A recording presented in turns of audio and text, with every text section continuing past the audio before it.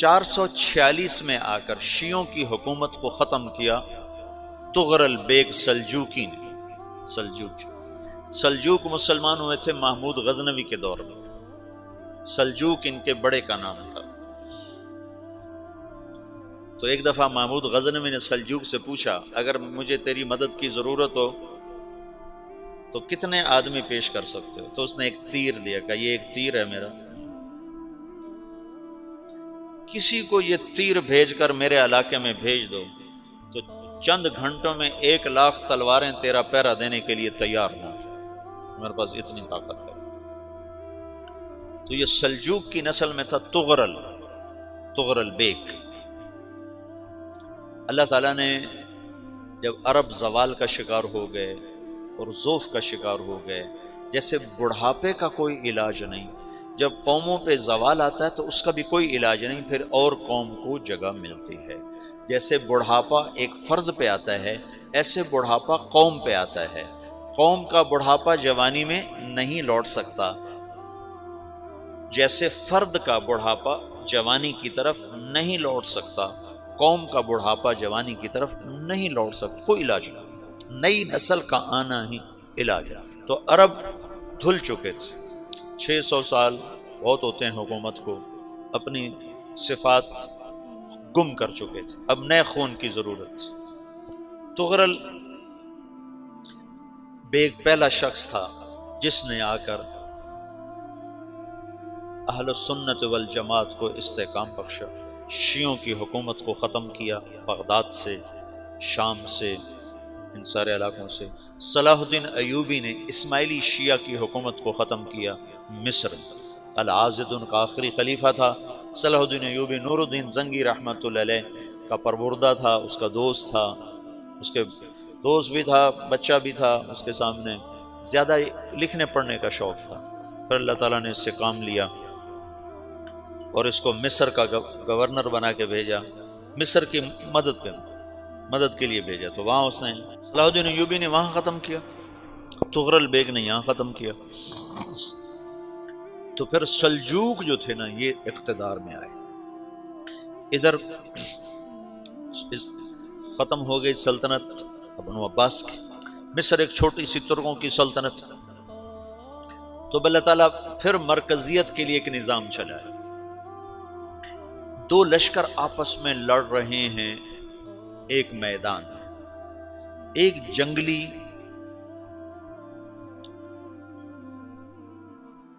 بدوؤں کا قافلہ، جنگل کے لوگ اپنے قبیلے کو لے کر، ایک جنگلی قبیلہ اپنے سردار کے ساتھ نقل مکانی کر رہا ہے ایک جگہ سے دوسری جگہ۔ اللہ کا نظام کہ یہ لوگ چلتے چلتے چلتے اس وادی میں پہنچ گئے جہاں جنگ ہو رہی ہے، دو لشکر آپس میں لڑ رہے ہیں۔ جب یہ وہاں پہنچتے ہیں تو ایک لشکر کے قدم اکھڑ رہے ہیں اور دوسرا غالب آ رہا ہے۔ ان کو نہیں پتا شکست کھانے والے کون ہیں اور فتح پانے والے کون ہیں، ان کو نہیں پتا۔ اس جنگلی قبیلے کے سردار کا نام بھی تغرل ہے، تغرل۔ تو یہ سردار کہتا ہے جو شکست کھا رہے ہیں ان کی مدد کرو، کچھ پتہ نہیں کون ہے، کہتا جو شکست کھا رہے ہیں ان کی مدد کرو۔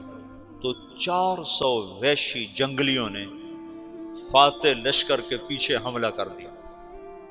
وہ تو ایک کافی ہوتا تھا، 400 دوڑ دوڑ جب تلواریں پڑیں تو چند لمحوں میں نقشہ بدل گیا، بھاگنے والے جم گئے اور جمنے والے بھاگ پڑے۔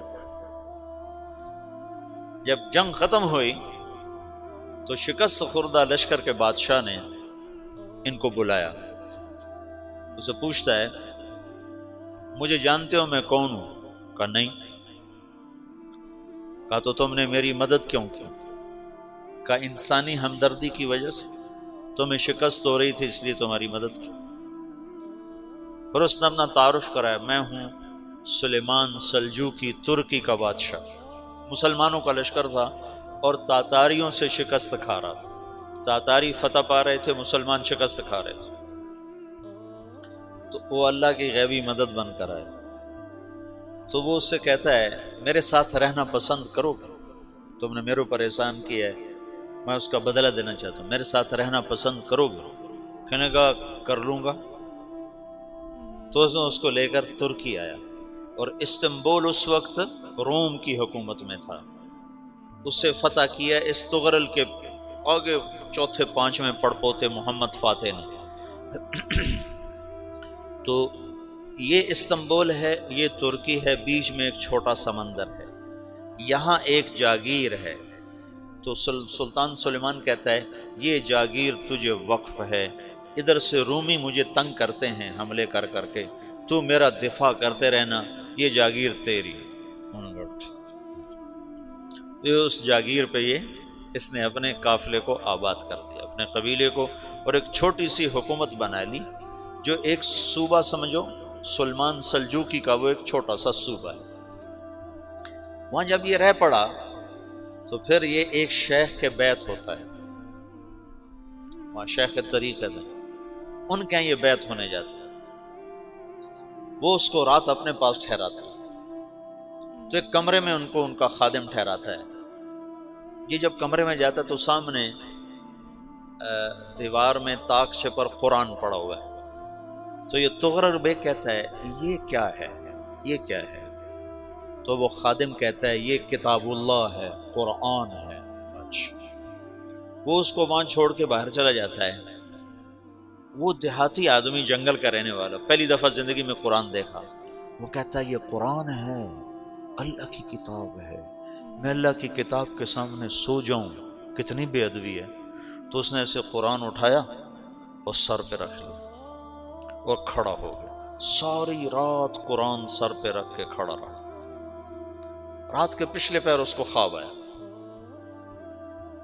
کھڑے کھڑے اس نے دیکھا کہ اس کی پشت سے ایک چاند نکلا اور شیخ کی بیٹی کے سینے میں جا کے اتر گیا، پھر اس لڑکی کے سینے سے ایک درخت نکلا جو پھیلتے پھیلتے پھیلتے 3 بر اعظم پہ چھا گیا، افریقہ پر، یورپ پر، ایشیا پر۔ پھر اس کی آنکھ کھل گئی، وہ کھڑا ہوا ہے، تو اس نے صبح یہ خواب اپنے شیخ کو سنایا، تو انہوں نے اپنی بیٹی اس کے نکاح میں دی تھی۔ اس بیٹی سے ایک بچہ پیدا ہوا، تغرل بیگ نے اس کا نام رکھا عثمان، عثمانی ترک نام سنا ہوا، جو میں نے کل بتایا تھا کہ 1924 میں وہ خلافت ختم ہوئی، تو ایک بیٹا پیدا ہوا عثمان۔ عثمان نے پھر ایک نئی اسلامی حکومت کی بنیاد رکھی جو 1924 تک چلتی رہی، کوئی 800 سال یہ حکومت چلی۔ تو حکومت کا شرازہ بکھرا، لیکن پھر جڑ جاتا تھا، پر وہ قرن اول والا جوڑ کبھی نہ پیدا ہوا، ٹکڑے بن گئے۔ ان ٹکڑوں میں اللہ لوگ پیدا کرتا رہا جو دعوت دیتے رہے، دعوت زندہ رہی۔ جو تربیت کا نظام تصوف کے ساتھ تھا، اب وہ تبلیغ کے ساتھ